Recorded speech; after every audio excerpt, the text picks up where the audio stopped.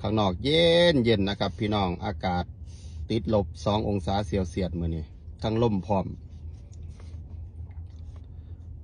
กาแฟห่อนๆครับพี่น้องสิร้องเพลงสู่ฟังขอฝากสุนทรวอนไว้จากหนุ่มลำคองน้องคาย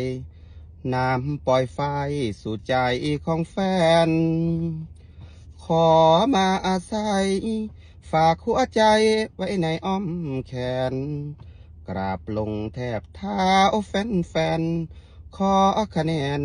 เห็นใจด้วยคน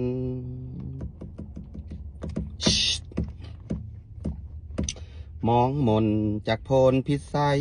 หนุ่มเมืองน้องคายไต่เส้นทางความจนชีวิตผมคือการดิ้นรน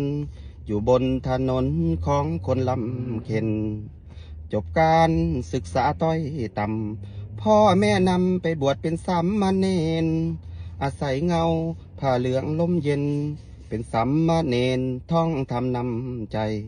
หลายปีได้อาศัยทำมุมหอออกตะเวนพบพ่อย่อมญาติทั่วแดน